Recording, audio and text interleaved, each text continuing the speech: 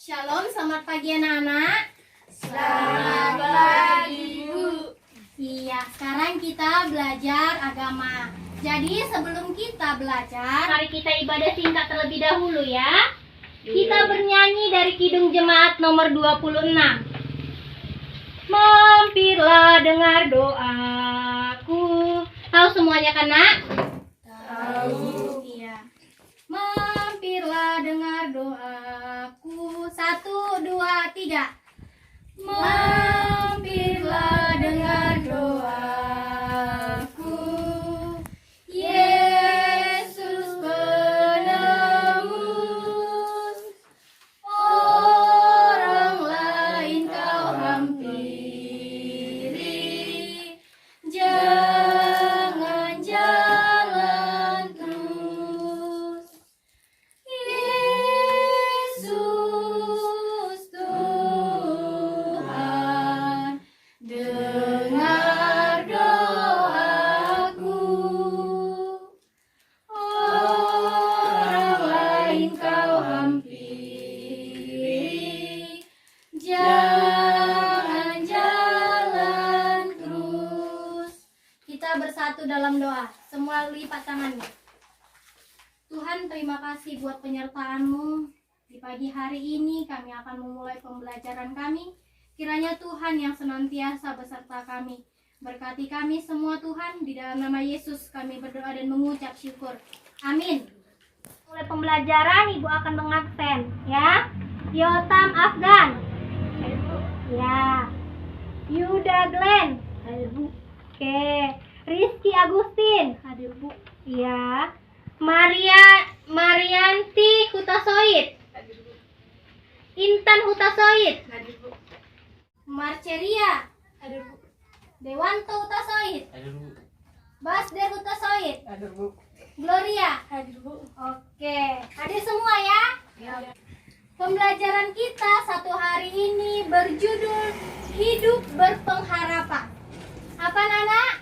Hidup berpengharapan. Iya, hidup berpengharapan ini kita ambil nats Alkitabnya dari 2 Korintus 4 ayat 8. Siapa sini yang bawa Alkitab? Iya, yang bawa Alkitab, dibukalah Alkitabnya. Kalau nggak dibawa Alkitab minggu depan, kalau pembelajaran agama harus dibawa Alkitabnya ya anak-anak. Ya, Bu. Iya, 2 Korintus 4 ayat 8. Ibu, karena kalian nggak bawa Alkitab, Ibu akan bacakan sama kalian. 2 Korintus 4 ayat 8. Begini firman Tuhan.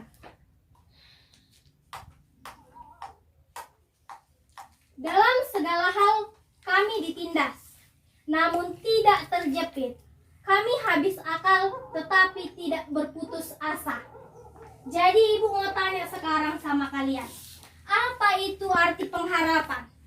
Keinginan. Iya, keinginan. Keinginan seseorang itu menjadi harapannya. Jadi, pengharapan menurut kitab Ibrani yaitu adalah sauh yang kuat namun aman bagi jiwa kita, yang dimana dapat dilakukan seturut kehendak kita. Jadi, pengharapan ini akan membuat kita mampu bertahan, mampu kita menjalani semua kehidupan kita untuk mencapai harapan kita. Misalnya, dapat kita umpamakan dengan sepeda motor. Siapa di sini punya sepeda motor di rumahnya? Semua pasti ada ya? Iya. Sepeda motor itu digunakan oleh kita semua untuk berpergian. Lihatlah dengan rodanya. Kenapa sepeda motor itu bisa bergerak? Karena rodanya juga bergerak. Kenapa rodanya itu bisa mencapai batu-batu, pasir, tapi dia tetap maju? Begitulah harusnya kita anak-anak. Jadi, pembelajaran kita ini membuat kita supaya giat belajar. Membuat kita supaya terus belajar untuk mencapai harapan-harapan kita. Cobalah dulu Ibu tanya sama Marceria. Iya. Apa yang menjadi harapanmu, Nak? Harapan saya adalah saya ingin menjadi polwan di Kabupaten Pembang Hasundutan dan bisa menjadi anak yang dibanggakan bagi masyarakat saya. Oke, itulah harapan si Marceria. Tapi harapan itu tidak mungkin tercapai kalau misalnya anak-anak sekalian ini hanya main handphone. Apalagi zaman sekarang ini ya, handphone udah punya masing-masing.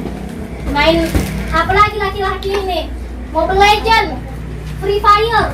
Tapi kalian nggak belajar bagaimana kalian bisa menjadi yang kalian harapkan. Misalnya ada yang jadi polwan kayak tadi, ada yang menjadi guru. Kayak mana itu bisa terjadi kalau kalian tidak belajar dengan sungguh-sungguh? Jadi mulailah kalian untuk belajar ya anak-anak. Sekarang ibu akan menceritakan tentang kenapa kita harus belajar tentang pengharapan ini. Apa sih makna pengharapan itu? Kenapa aku harus belajar berpengharapan? Iya, anak-anak, karena pada masa saat ini biasanya kita tidak menyadari kondisi-kondisi yang kita alami pada diri kita sendiri. Kenapa ibu bilang seperti itu? Karena pada zaman sekarang ini kita hanya tahu mengeluh kepada Tuhan. Cobalah dulu kita ibaratnya di zaman sekarang ini, misalnya si Yotam juara 1, tetapi si Gloria itu peringkat terakhir di kelas. Pasti ada kan irinya si Gloria melihat si Yotam. Enaknya si Yotam itu juara dia. Tetapi anak-anak, kalau kita cuma mengeluh, misalnya, oke, mana laku, ya udah nasibku itu. Kalau kayak gitu, nggak akan bisa kamu menjadi seperti si Yotam. Kenapa si Yotam bisa juara? Karena dia rajin belajar, karena dia terus berdoa, karena dia selalu mengikuti apa yang dibilang oleh gurunya. Jadi jangan hanya main-main, jangan hanya bisa melawan. Jadi anak-anak, haruslah kalian mencapai tujuan kalian itu, haruslah ada tindakannya, jangan cuma omongan. Misalnya, aku mau ini, tapi nggak ada tindakan kalian, itu sama aja sia-sia. Jadi ibu akan memberi kalian suatu video tentang seorang yang saleh. Jadi ibu akan tunjukkan kepada kalian seorang yang saleh, yaitu di salah satu contohnya adalah Simeon. Ada yang pernah tahu Simeon? Iya, Simeon adalah orang yang saleh. Di mana di sini akan ada cuplikannya. Sebentar, ibu akan menunjukkan kepada kalian semua.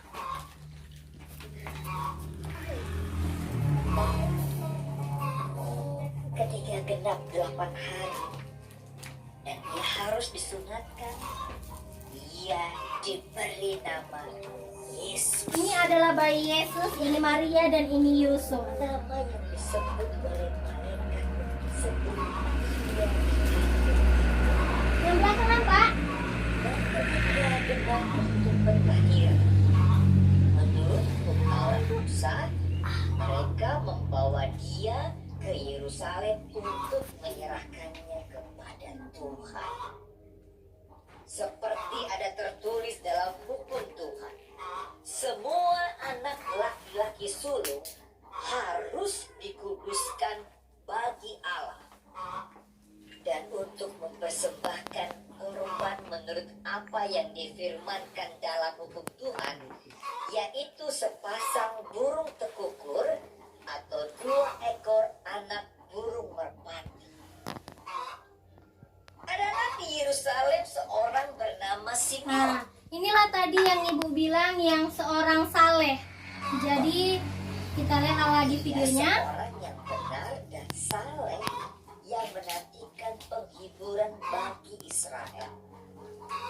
Roh Kudus ada di atasnya, dan kepadanya telah dinyatakan oleh Roh Kudus bahwa ia tidak akan mati sebelum ia melihat Mesias, yaitu dia yang diurapi Tuhan. Ia datang ke bait Allah oleh Roh Kudus Yesus. Ketika Yesus anak itu dibawa masuk oleh dan kepadanya apa yang ditentukan hukum Taurat. Ia menyambut anak itu dan menatangnya sambil memuji Allah. Katanya, "Sekarang Tuhan, biarkanlah hamba-Mu ini pergi dalam damai sejahtera, sesuai dengan firman-Mu. Sebab mataku telah melihat keselamatan yang daripadamu, yang telah Engkau sediakan di hadapan segala bangsa, yaitu terang yang menjadi penyataan bagi bangsa-bangsa lain, dan menjadi kemuliaan bagi umat-Mu Israel." Dan bapa serta ibunya amat heran akan segala apa yang dikatakan tentang dia. Lalu Simeon memberkati mereka dan berkata kepada Maria, ibu anak itu, "Sesungguhnya anak ini ditentukan untuk menjatuhkan atau membangkitkan banyak orang di Israel, dan untuk menjadi suatu tanda yang menimbulkan perbantahan, dan suatu pedang akan menembus jiwamu sendiri." Nah, jadi itulah film tentang suatu tokoh di Alkitab. Masih banyak lagi orang-orang yang saleh, yang penuh pengharapan kepada Tuhan. Jadi ibu akan sedikit cerita tentang Simeon ini, di mana pada saat itu bangsa Israel ini sedang terpecah dua, di mana mereka sudah tidak makmur, sudah tidak menjadi negara yang memiliki kejayaan yang besar. Pada masa Raja Salomo mereka itu masih makmur, masih sejahtera, tetapi setelah tidak ada yang memerintah Israel, mereka jadi terbagi menjadi dua kelompok. Di mana pada masa itu bangsa Israel itu menanti-nantikan keselamatan daripada Allah. Karena pada masa itu mereka akan dibuang kepada Babel. Tahu pada Babel itu mereka itu ditindas. Padahal pada masa itu mereka itu kan jaya pada masa Raja Daud dan Raja Salomo. Tetapi sesudah mereka wafat, bangsa Israel ini sudah menjadi dijajah, menjadi dibuang ke Babel. Jadi karena mereka dibuang ke Babel, mereka jadi terbagi menjadi dua kelompok. Kelompok pertama itu adalah kelompok di mana mereka itu sudah tidak mempunyai pengharapan kepada Allah. Dia sudah tidak berharap lagi. Sedangkan yang kedua, yaitu golongan orang-orang yang masih berharap kepada penantian keselamatan daripada Tuhan, yang dimana mereka akan bebas dari penjajahan oleh bangsa Romawi, Syria, dan Mesir. Jadi dalam kelompok kedua ini, itulah tadi yang bernama Simeon, orang yang saleh dan yang benar. Lukas ini menyebutkan Simeon sebagai orang yang benar dan saleh, yang menantikan penghiburan bagi bangsa Israel, yang terdapat di dalam Lukas 2 ayat 25. Ia dengan setia beribadah kepada Tuhan, berdoa kepada Tuhan, memuji Tuhan. Jadi suatu hari Simeon datang ke bait suci untuk melayani Allah. Dan tentu tidak mudah untuk Simeon melakukan itu semua. Menurut anak-anak, kalau kita melakukan sesuatu, ingin mencapai harapan, mudah atau tidak? Iya, tidak mudah memang untuk kita. Apalagi yang pertamanya ingin juara kan, kalau peringkat terakhir, aku harus giat dulu belajar. Giatlah dulu, dia dulu belajar. Tapi udah selang 1 bulan, juaranya aku kayaknya. Terusnya aku tengok siapa sana juara. Jadi ada kalanya kita itu jadi tidak bersemangat. Ada kalanya itu kita jadi ngedown istilahnya, dimana kita tidak berharap lagi. Itulah dimana kalau engkau punya pengharapan, nanti ibu akan meminta kepada kalian untuk menulis pengharapan kalian. Tetapi ibu akan menjelaskan terlebih dahulu pelajaran apa yang bisa kita dapat dari Simeon ini. Pelajaran yang dapat kita ambil dari Simeon ini adalah kita belajar bahwa penting sekali untuk hidup berpengharapan, tidak berputus asa dan berpegang teguh pada keyakinan akan janji-janji Allah. Pengharapan itu akan membuat kita mampu bertahan dalam situasi yang sesulit apapun itu. Seseorang yang memiliki pengharapan akan selalu tabah, sabar, sebab pengharapan akan memberi kita alasan untuk terus bergerak maju dan bukan diam kaku pada diri kita sendiri. Jadi sekarang ibu mau tanya, buatlah dulu di buku tulis kalian apa pengharapan kalian. Jadi mulai dari ibu, suruh mulai dari Yotam. Apa pengharapanmu, nak? Suatu hari nanti jadi orang sukses dan bisa mengembangkan orang tua. Membanggakan orang tua. Iya. Yuda, apa Una harapanmu? Pengharapan saya, aku ingin suatu hari nanti jadi orang yang berguna bagi nusa dan bangsa. Iya, bagus. Rizky Agustin, apa pengharapanmu, nak? Pengharapan saya, semoga keluarga yang ada di perantauan tetap diberikan Tuhan, terutama pada saya ada semua keinginan yang dihayalkan tercapai dengan tidak mengecewakan. Iya, bagus. Dewan Tahuta Soid, apa harapanmu, nak? Suatu hari nanti ingin berprestasi di bidang olahraga untuk membanggakan negara. Iya, bagus. Basder Huta Soid, apa harapanmu, nak? Suatu hari nanti harapan saya bisa membanggakan. Jangan ketawa ya, nak, biar dibacakan kawannya ya. Ya, bacakan, anak. Suatu hari nanti harapan saya bisa mengangkat derajat orang tua. Untuk itu saya harus berharap. Iya, bagus. Maranti, baca harapanmu, nak. Harapan saya adalah semoga pada tahun 2021 ini saya bisa membuat saya tersendiri. Oke. Intan, Harapan saya adalah semoga cita-cita saya tercapai. Saya ingin menjadi seorang poluan agar saya bisa membahagiakan kedua orang tua saya di hari tuanya nanti. oke, mantap. Gloria, baca harapanmu, nak. Harapan saya adalah semoga di tahun ini saya bisa mendapat nilai bagus dan memuaskan. Oke. Jadi harapan kalian tadi itu udah mantap, udah bagus. Jadi sekarang apalah yang kalian perbuat?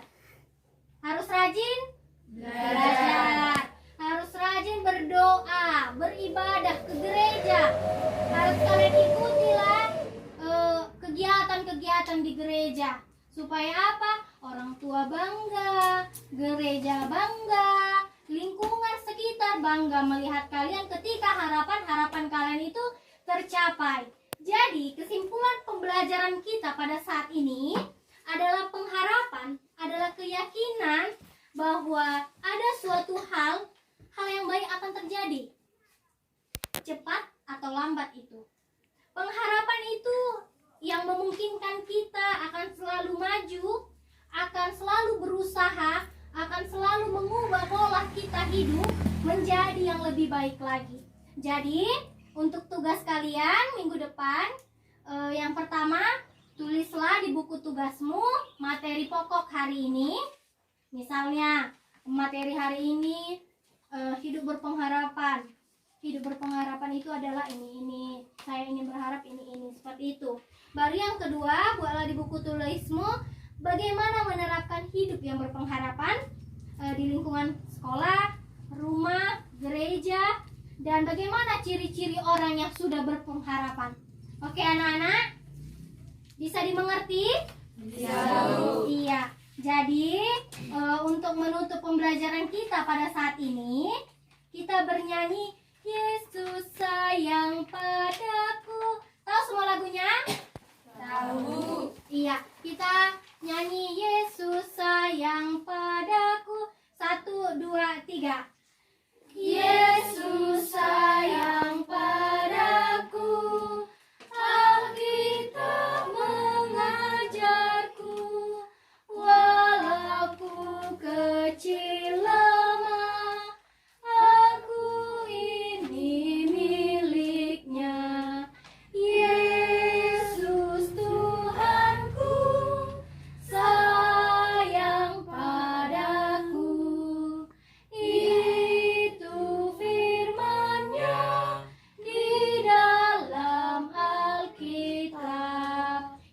bersatu di dalam doa. Tuhan, terima kasih pembelajaran kami sudah selesai. Kiranya Tuhan yang tetap memberkati kami. Di dalam nama Yesus kami berdoa dan mengucap syukur. Amin. Demikian pembelajaran kita pada saat ini. Semangat belajarnya ya anak-anak. Terima kasih. Shalom. Shalom.